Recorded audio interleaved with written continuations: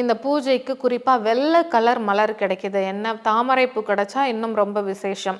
இல்லை தாமரைப்பூ எங்களுக்கு கிடைக்கல அப்படின்னு சொன்னீங்கன்னா வெள்ளை நிறத்தில் இருக்கிற மலரை இந்த அம்மனோட பூஜைக்கு நீங்கள் தாராளமாக பயன்படுத்திக்கலாம். நீங்கள் இப்படி பூஜை பண்ணுறப்ப லலிதா சகஸ்கரநாமம் இல்லை கனகதாரா சோஸ்திரம் இல்லை எதுவுமே எனக்கு தெரியல அப்படின்னா அம்மன் பாடல், எந்த பாடலாக இருந்தாலும் பாடல், இல்லை எதுவுமே எங்களுக்கு தெரியல அப்படின்னா அபிராமி அந்தாதி, இதை சொல்லிக்கிட்டே நீங்கள் உங்களோட இந்த கலசத்தில் நீங்கள் கொண்டு வந்திருக்கிற இந்த லக்ஷ்மிக்கு வரலக்ஷ்மிக்கு நீங்கள் பூஜை பண்ணிக்கிட்டே இருக்கலாம் தொடர்ந்து.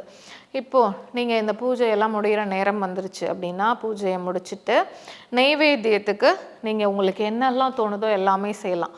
எல்லாமே செய்யலாமா அப்படின்னு கேட்டிங்கன்னா சக்கரை பொங்கல், கொழுக்கட்டை, இட்லி, வடை, சுண்டல், பாயசம், கட்டாயம் இனிப்பு இருக்கணும். நீங்கள் எவ்வளோ வழிபாடையும் முடிச்சுட்டு இந்த பூஜை நேரம் முடிகிறதுக்குள்ளே நல்ல நேரம் இருக்கும்போதே இப்போ அந்த நோன்பு சரடு வச்சுருக்கீங்க பார்த்தீங்களா, அதை எடுத்து வீட்டில் பெரியவங்க இருக்காங்க அப்படின்னா அவங்க கையால் கட்டிவிட சொல்லி நீங்கள் கட்டிக்கோங்க. அப்படி இல்லை அப்படின்னா உங்களோட கணவர்கிட்ட சொல்லி அதை கட்டிவிட சொல்லுங்கள். இல்லை கணவர் வெளிநாட்டில் இருக்கார், நான் மாமனார் மாமியாரும் வெளியூரில் இருக்காங்க, நான் மட்டும் தனியாக தான் இருக்கேன் அப்படின்னா நீங்களே மனதார உங்களோட பிரார்த்தனை வேண்டுதல் எல்லாத்தையும் எடுத்துக்கிட்டு அந்த அம்மனை மனதார நினைத்து நீங்களே அந்த கயிறை கட்டிக்கலாம்.